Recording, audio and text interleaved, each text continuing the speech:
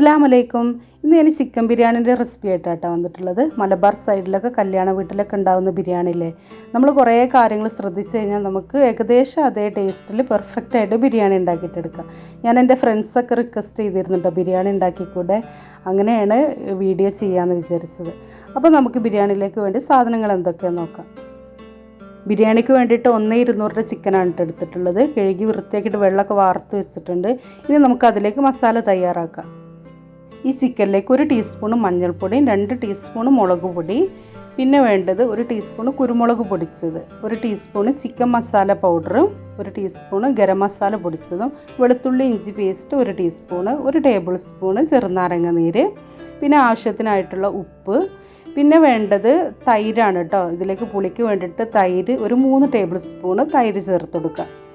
എന്നിട്ട് അതിലേക്ക് ഒരു ടേബിൾ സ്പൂണോളം മല്ലിച്ചപ്പ് ചെറുതായിട്ട് അരിഞ്ഞതും പുതിന ചെറുതായിട്ട് അരിഞ്ഞതും കൂടെ 1 ടേബിൾ സ്പൂൺ തന്നെ ചേർത്തിട്ട് നമുക്കിത് നന്നായിട്ട് മിക്സ് ചെയ്തിട്ടെടുക്കാം. ചിക്കൻ നന്നായിട്ട് കുഴച്ചെടുത്തതിന് ശേഷം നമുക്ക് ഈ എരിവും പുളിവൊക്കെ ഇതിലേക്ക് ചിക്കനിലേക്ക് പിടിക്കാൻ വേണ്ടിയിട്ട് ഒരു 15-20 മിനിറ്റോളം നമുക്കിത് അടച്ച് വെച്ചിട്ട് ഇതിനെ മസാല പിടിക്കാൻ വേണ്ടിയിട്ട് വെക്കാം. ആ സമയം കൊണ്ട് നമുക്ക് ഇതിലേക്കുള്ള ഉള്ളി വഴറ്റിയിട്ടെടുക്കാം. പാൻ അടുപ്പത്ത് വെച്ചിട്ട് അതിലേക്ക് 1 ടേബിൾ സ്പൂൺ നെയ്യ് ഒഴിച്ച് കൊടുക്കുക. ഏത് നെയ്യായാലും മതി കേട്ടോ. എന്നിട്ട് അതിലേക്ക് 3-4 ടേബിൾ സ്പൂൺ ഓയിലും കൂടെ ഒഴിച്ച് കൊടുക്കുക. ഇത് ഉള്ളി പൊരിച്ചെടുക്കാനും കൂടിയാണ്.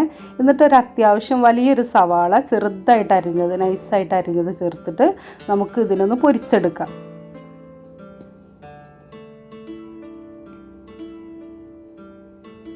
ഉള്ളി പൊരിക്കുമ്പോൾ തീ കൂട്ടിയിട്ട് തന്നെ വെക്കുക കേട്ടോ. നല്ലൊരു ബ്രൗൺ കളറാകുമ്പോൾ തന്നെ കോരിയെടുക്കുക. ബാക്കി ആ ചൂടിൽ കിടന്നിട്ട് പ്ലേറ്റിൽ കിടന്നായിക്കോളും. ഇത് ബ്രൗൺ കളറായിട്ടുണ്ട്. ഈ ഒരു പാകമാകുമ്പോൾ നമുക്ക് എണ്ണയിൽ നിന്ന് കോരിയിട്ടെടുക്കാം. ഇനി നമുക്ക് മസാല ഉണ്ടാക്കാൻ വേണ്ടിയിട്ട് ഉള്ളി വഴറ്റണം. ഈ ഉള്ളി വഴറ്റാൻ വേണ്ടിയിട്ട് ഇപ്പം നമ്മൾ ഉള്ളി പൊരിച്ചില്ലേ, ആ എണ്ണയിൽ നിന്ന് കുറച്ച് എണ്ണ മാറ്റി വെക്കുന്നുണ്ട് കേട്ടോ. എന്നിട്ട് കുറച്ച് എണ്ണ എടുത്തിട്ടാണ് അതിലേക്ക് സവാള ഇട്ട് കൊടുക്കുന്നത്. ഞാനൊരു അത്യാവശ്യം വലിയൊരു 3 സവാള എടുത്തിട്ട് നല്ല നൈസായിട്ട് അരിഞ്ഞിട്ടുണ്ട്. ഇത് നമുക്ക് നല്ല പോലെ വഴറ്റിയെടുക്കണം. എത്രത്തോളം വഴറ്റാൻ പറ്റുന്നോ അത്രത്തോളം വഴറ്റിയാൽ മസാലയ്ക്ക് നല്ല ടേസ്റ്റ് ആവും. എന്നിട്ട് കുറച്ച് ഉപ്പും കൂടെ ചേർത്തിട്ട് വഴറ്റിയിട്ട് കൊടുക്കുക. ഇനി നമുക്ക് ഇതിലേക്ക് പച്ചമുളക് ഇഞ്ചിയും വെളുത്തുള്ളിയും ഒന്ന് അരച്ചെടുക്കാം. ഞാനിതിന് വേണ്ടിയിട്ട് ഒരു 15 അല്ലി വെളുത്തുള്ളിയും അതിൻ്റെ തന്നെ പകുതി ഇഞ്ചിയും ഒരു 10-12 പച്ചമുളകും എടുത്തിട്ടുണ്ട്. ഇതിനൊന്ന് അരച്ചെടുക്കാം. എരിവ് ഓരോരുത്തരനുസരിച്ച് കുറക്കൊക്കെ ചെയ്യട്ടോ. ഞങ്ങൾ അത്യാവശ്യം എരിവ് കൂട്ടുന്ന കാരണം ഒരു 10-12 എടുത്തിട്ടുണ്ട് പച്ചമുളക്. ഇതാ നല്ല പോലെ അരച്ചെടുത്തിട്ടുണ്ട്. ഈ വഴണ്ട് വന്ന സവാളയിലേക്ക് നമുക്ക് ഈ വെളുത്തുള്ളി ഇഞ്ചി പച്ചമുളക് പേസ്റ്റ് ഇട്ട് കൊടുക്കുക. ഈ വെളുത്തുള്ളി ഇഞ്ചിൻ്റെയൊക്കെ പേസ്റ്റിൻ്റെ പച്ചമണം മാറുന്ന വരെ നല്ല പോലെ ഇളക്കിയിട്ട് കൊടുക്കുക.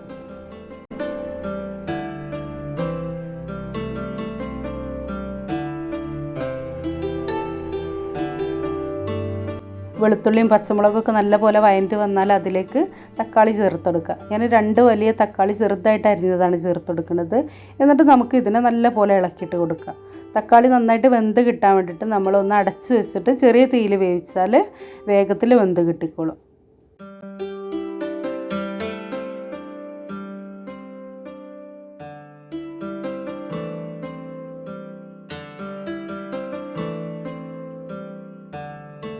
ഇനി നമുക്കിതിലേക്ക് ചിക്കൻ ചേർത്തെടുക്കാം. നമ്മൾ നേരത്തെ മസാല ഒക്കെ പുരട്ടി വെച്ചില്ലേ, ആ ചിക്കന് ഈ മസാലയിലേക്ക് ഇട്ട് കൊടുക്കുക. അത്യാവശ്യത്തിന് എരിവ് ഇതൊക്കെ ആ ചിക്കനിലേക്ക് ഇട്ടിട്ടുണ്ട്. ഇനി ആവശ്യമുണ്ടെങ്കിൽ മാത്രം മസാലകളൊക്കെ ഇട്ടാൽ മതി കേട്ടോ. ഈ ചിക്കനൊക്കെ ചേർത്തിട്ട് നല്ല പോലെ ഈ മസാലയിലേക്ക് എല്ലാതും പിടിക്കുന്ന രീതിയിൽ നല്ലോണം ഇളക്കിയിട്ട് കൊടുക്കുക. പിന്നെ നമ്മൾ ഇതിൻ്റെ കൂടെ തന്നെ നേരത്തെ പൊരിച്ച് വെച്ചില്ലേ, ആ പൊരിച്ച് വെച്ച ഉള്ളിയും കൂടെ ഈ ചിക്കൻ്റെ കൂട്ടത്തിലേക്ക് ഇട്ട് കൊടുക്കുക. എന്നിട്ട് ഒന്നുകൂടെ ഇളക്കി കൊടുത്തതിന് ശേഷം നമ്മൾ അടച്ച് വെച്ചിട്ട് ഹൈ ഫ്ലെയിമിൽ തന്നെ ഒന്ന് തിളപ്പിച്ചിട്ടെടുക്കുക കേട്ടോ. നമ്മൾ ഓരോ പ്രാവശ്യവും ഇങ്ങനെ മൂടി തുറന്ന് നോക്കുമ്പോൾ അതിലുള്ള ആവി അതിലേക്ക് തന്നെ ആക്കുകയാണെങ്കിൽ നമുക്ക് അതിലേക്ക് ഗ്രേവി കിട്ടും. പിന്നെ നമുക്ക് ആവശ്യമുണ്ടെങ്കിൽ വറ്റിച്ചെടുത്താൽ മതി അതിൽ വരുന്ന വെള്ളം.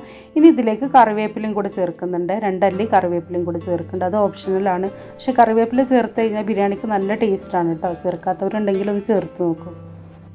ഇനി ഇതിലേക്ക് 1 teaspoon chicken masala powder, 1 teaspoon കുരുമുളകും കൂടെ ചേർത്ത് കൊടുക്കുക. പിന്നെ ഉപ്പ് നമ്മൾ ഉള്ളി വഴറ്റുമ്പോൾ മാത്രമാണ് ഉപ്പ് ഇട്ടിട്ടുള്ളത്. പിന്നെ ചിക്കൻ മസാല പുരട്ടുമ്പോൾ അതിലേക്ക് ഇട്ടിട്ടുണ്ട്. അപ്പോൾ അത് നോക്കിയിട്ട് ആവശ്യത്തിനനുസരിച്ചിട്ട് ഉപ്പും ചേർത്ത് കൊടുക്കുക. ഇനി ചിക്കൻ മസാല സൈഡിൽ കിടന്നിട്ട് വേവട്ടെ. ഞാൻ തീയൊക്കെ കുറച്ചിട്ട് വേറൊരു അടുപ്പിലേക്ക് മാറ്റിയിട്ടുണ്ട്. ഇനി നമുക്കിതിലേക്ക് വേണ്ടി ചോറ് റെഡിയാക്കാം. ഞാൻ ജീരകശാലൻ്റെ 4 കപ്പ് അരിയാണ് എടുത്തിട്ടുള്ളത്. നേരത്തെ കഴുകിയിട്ട് വെള്ളത്തിലൊരു 15 മിനിറ്റോളം അരി ഇട്ട് വെച്ചിട്ടുണ്ടായിരുന്നു. എന്നിട്ട് വെള്ളമൊക്കെ വാർത്ത് വെച്ചിട്ടുള്ളതാണ്. ഇനി ഒരു പാൻ അടുപ്പത്ത് വെച്ചിട്ട് ഒരു ടേബിൾ സ്പൂൺ നെയ്യ് ഒഴിച്ച് കൊടുക്കുക. പിന്നെ നേരത്തെ നമ്മൾ ഉള്ളി പൊരിച്ച എണ്ണ ബാക്കിയുള്ളതില്ലേ, ആ എണ്ണയും കൂടി ഈ പാനിലേക്ക് ഒഴിച്ചെടുക്കുക നെയ്യിൻ്റെ കൂട്ടത്തിൽ. ഇനി ഒരു 2 സവാള നൈസായിട്ട് അരിഞ്ഞത് എടുത്തിട്ട് നമുക്ക് പൊരിച്ചെടുക്കുക. ദം ചെയ്യുമ്പോൾ ഇടാനാണ് ഇട്ടത്.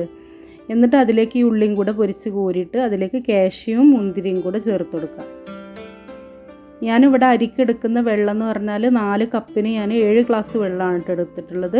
ഓരോരുത്തർ അരിക്കനുസരിച്ചിട്ട് വെള്ളം മാറി മാറിയിരിക്കും. ചിലർക്ക് 1 കപ്പിന് 2 കപ്പ് തന്നെ വെള്ളം വേണ്ടി വരും. ഞാനിപ്പോൾ ഇവിടെ ലുലുവിൻ്റെ ജീരകശാല അരിയാണ് എടുക്കുന്നത്. അപ്പോൾ 7 കപ്പ് വെള്ളമാണ് ഞാൻ എടുത്തിട്ടുള്ളത്.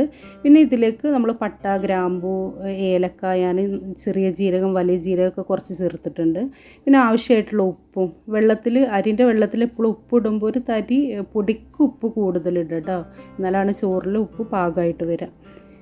അപ്പോഴത്തേക്ക് നമ്മളെ മസാല എന്തായി നോക്കി ഇടയ്ക്കിടയ്ക്ക് അത് ഇളക്കി കൊടുക്കുക. നമ്മൾ ചെറിയ തീയിൽ വെച്ച് വേവിക്കുമ്പോൾ ചിക്കൻ നല്ല സോഫ്റ്റായിട്ട് വരും കേട്ടോ. നേരത്തെ ചോറിന് വെച്ച വെള്ളമൊക്കെ തിളച്ച് വന്നിട്ടുണ്ട്. ഇനി നമുക്ക് വാർത്ത് വെച്ചിട്ടുള്ള ഈ അരി അതിലേക്ക് ഇട്ട് കൊടുക്കുക. റൈസ് ഇട്ട് കഴിഞ്ഞാൽ ഒന്ന് കയ്യിലോണ്ട് മെല്ലെ ഇളക്കി കൊടുത്തിട്ട് അടച്ച് വെച്ചിട്ട് ഹൈ ഫ്ലെയിമിൽ ഒന്ന് വേവിച്ചെടുക്കണം കേട്ടോ, തിളപ്പിച്ചിട്ടെടുക്കുക. നല്ലപോലെ വെട്ടി തിളച്ച് കഴിഞ്ഞാൽ മീഡിയം ഫ്ലെയിമിൽ ഇട്ട് കൊടുക്കുക. ഇപ്പോൾ ഇതാ നല്ലപോലെ വെട്ടി തിളച്ചിട്ടുണ്ട്. ഇനി നമുക്കിതൊരു മീഡിയം ഫ്ലെയിമിൽ ഇട്ട് കൊടുക്കുക. എന്നിട്ട് അതിലേക്ക് ഞാനൊരു 3 ടേബിൾ സ്പൂൺ ചെറുനാരങ്ങ നീര് ചേർത്ത് കൊടുക്കുന്നുണ്ട്. ഇതും കൂടെ ചേർത്തിട്ട് നല്ല സോഫ്റ്റായിട്ട് ഇളക്കി കൊടുക്കുക. എന്നിട്ട് വീണ്ടും ഞാൻ അടച്ച് വെക്കുന്നുണ്ട്. അടച്ച് വെച്ചിട്ട് നമുക്ക് ആ വെള്ളം എപ്പോഴാണോ വറ്റുന്നത് അതാണ് ഇടയ്ക്ക് വേവ് നോക്കുക. പിന്നെ ഇതിലേക്ക് ബിരിയാണിക്ക് എപ്പോഴും ഒരു മൊത്തത്തിൽ വേവണ്ട കേട്ടോ, ഒരു 90% വെന്ത് കിട്ടിയാൽ മതി. മൊത്തത്തിൽ വെന്ത് കിട്ടുന്നുണ്ട്. അപ്പോൾ അതാ കറക്റ്റ് വേവായിട്ട് വന്നിട്ടുണ്ട്. ഞാൻ ലോ ഫ്ലെയിമിൽ ഇട്ടിട്ടുണ്ടായിരുന്നു കുറച്ച് കഴിഞ്ഞിട്ട്. അപ്പോൾ കറക്റ്റ് പെർഫെക്റ്റായിട്ട് റൈസ് വിട്ട് കിട്ടിയിട്ടുണ്ട്. ഇനി നമുക്കിതെങ്ങനെ ദമ്മിടുന്നത് നോക്കാം. ഞാൻ നേരത്തെ ചിക്കൻ്റെ മസാല ഓഫ് ചെയ്തിട്ടുണ്ടായിരുന്നില്ല, ലോ ഫ്ലെയിമിൽ തന്നെ ഇട്ടായിരുന്നു. എന്താ വെച്ചാൽ റൈസും ചിക്കനും ഒരേ ചൂടിൽ കിട്ടാൻ വേണ്ടിയിട്ട് ഓഫ് ചെയ്തിട്ടുണ്ടായിരുന്നില്ല. എന്നിട്ട് അതിലേക്ക് നമുക്ക് റൈസ് ഒരു ലെയർ ഇട്ടിട്ട് അതിൻ്റെ മുകളിലേക്ക് മല്ലിച്ചപ്പ് അരിഞ്ഞതും പിന്നെ അണ്ടിപ്പരിപ്പും മുന്തിരിയൊക്കെ നേരത്തെ പൊരിച്ച് വെച്ചില്ലേ അതും ഇട്ട് കൊടുക്കുക. അങ്ങനെ ഓരോ ലെയറും അങ്ങനെ ചെയ്ത് കൊടുക്കുക. അപ്പോൾ നമുക്ക് സെർവ് ചെയ്യുമ്പോൾ എല്ലായിടത്തും ആ ഉള്ളിയും അണ്ടിപ്പരിപ്പൊക്കെ കിട്ടാൻ സെർവ് ചെയ്യാൻ ഈസി ആയിരിക്കും.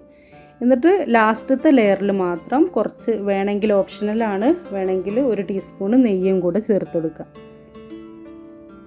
നെയ്യും കൂടെ ചേർത്തിട്ട് ഒരു 15-20 മിനിറ്റ് വരെ ലോ ഫ്ലെയിമിൽ ദമ്മിട്ടിട്ടെടുക്കണം കേട്ടോ. നമ്മളെ പാത്രത്തിൻ്റെ മൂടിക്ക് ഹോളുണ്ടെങ്കിൽ നമ്മൾ ഹോൾ അടക്കുക. ഞാനൊരു ടിഷ്യൂ വെച്ചിട്ട് അടച്ചാണ്. അല്ലെങ്കിൽ ഒരു അലൂമിനിയം ഫോയിലിട്ട് അതിൻ്റെ പാത്രത്തിൻ്റെ മുകളിൽ ചുറ്റിയിട്ട് അതിൻ്റെ മുകളിൽ മൂടി വെച്ച് കൊടുത്താലും മതി. ഞങ്ങൾ ബിരിയാണീൻ്റെ കൂടെ ഈ കച്ചമ്പറും ഉണ്ടാക്കും കേട്ടോ. കച്ചമ്പർ സലാഡ് എന്നൊക്കെ പറയും. തൈര് ഇട്ടിട്ടും ആക്കും, തൈരില്ലാണ്ടാക്കുമ്പോൾ കുറച്ച് സുറുക്കിയും കുറച്ച് വെള്ളം കൂടി ആഡ് ചെയ്തിട്ട് നല്ലപോലെ മിക്സ് ചെയ്തെടുക്കും. ഇന്നിപ്പോൾ തൈര് ഇട്ടിട്ടാണ് ആക്കുന്നത്. ഇതിലേക്ക് ഇട്ടിട്ടുള്ളത് ഒരു ക്യാരറ്റും കുക്കുംബറും പച്ചമുളകും മല്ലിച്ചപ്പും സവാളയും ചെറുതായിട്ട് അരിഞ്ഞത്, ആവശ്യത്തിന് ഉപ്പും തൈരും ചേർത്തിട്ട് മിക്സ് ചെയ്ത് നമ്മുടെ സലാഡ് റെഡിയായി. ഇനി നമ്മളെ ബിരിയാണി ഇതാ ദമ്മിട്ടിട്ട് 20 മിനിറ്റ് കഴിഞ്ഞിട്ടുണ്ട്. തുറന്ന് നോക്കി അടിപൊളി സ്മെല്ലാണ്. ഇനി നമുക്കിത് എങ്ങനെ സെർവ് ചെയ്യണം നോക്കാം. നെയ്ച്ചോറ് വേറെ പാത്രത്തിലേക്ക് മാറ്റുക കേട്ടോ. ഞങ്ങളവിടെയൊക്കെ കോഴിക്കോട് ഭാഗത്തൊക്കെ ബിരിയാണി വിളമ്പുമ്പോൾ ഇങ്ങനെയാണ്, ചോറ് വേറെയും മസാല വേറെ പ്ലേറ്റിലും ഉണ്ടാവുക. ഉമ്മൊക്കെ ദമ്മിടുമ്പോൾ എങ്ങനെ വെച്ചാൽ ഈ മസാലേൻ്റെ മുകളിൽ വാഴൻ്റെ ഇല വെക്കും, അതിൻ്റെ മുകളിലേക്ക് ചോറിട്ട് കൊടുക്കുക, എന്നിട്ട് കനലും വെക്കും. അടിപൊളി സ്മെല്ലാണ് ദമ്മിടുമ്പോൾ. നമുക്കിപ്പോൾ വാഴൻ്റെ ഇലയും കനലൊന്നും ഇല്ലാത്ത കാരണം ഇതേപോലെ ചെയ്യണം. ഇത് പ്ലേറ്റിലേക്ക് സെർവ് ചെയ്യുമ്പോൾ ആദ്യം ചിക്കൻ്റെ പീസ് ഇട്ട് കൊടുക്കുക, എന്നിട്ട് അതിൻ്റെ മുകളിൽ ചോറിട്ടിട്ട് ഇതേപോലെ കയ്യിൽ വെച്ചിട്ട് ഇങ്ങനെ അമർത്തി കൊടുക്കുക. അപ്പോൾ റെസ്റ്റോറൻറ്റിൽ നിന്നൊക്കെ നമുക്ക് സെർവ് ചെയ്യുമ്പോൾ ആയില്ലേ. അതേപോലെ തന്നെ പണ്ടൊക്കെ കല്യാണ വീട്ടിൽ വിളമ്പുമ്പോൾ എങ്ങനെ വെച്ചാൽ നമ്മൾ റൗണ്ട് പിഞ്ഞാണം പോലത്തെ പാത്രം ഉണ്ടാവും, ബൗള്, അതിൽ ചോറാക്കിയിട്ട് അവർ കൊണ്ടുവരും. എന്നിട്ട് നമ്മളെ പ്ലേറ്റിലേക്ക് അങ്ങ് കമിഴ്ത്തുക ചെയ്യുക. ഞാനിപ്പോൾ ഇതാ ഇവിടെ ഒരു ബൗള് പോലത്തെ പാത്രം എടുത്ത് അതിലേക്ക് ചിക്കനും ഇട്ട് ചോറും ഇട്ട് കൊടുക്കുന്നുണ്ട്. അതേപോലെ ഒന്ന് ചെയ്ത് നോക്കുക കേട്ടോ. ഇതാ നമുക്ക് ഇവിടെ അതേപോലെ കിട്ടിയിട്ടുണ്ട്, റൗണ്ടിൽ കിട്ടിയിട്ടുണ്ട്. നമ്മൾ ചിരട്ടപ്പൊക്കെ കളിക്കും പോലെ ഷേപ്പിൽ തന്നെ കിട്ടിയിട്ടുണ്ട്.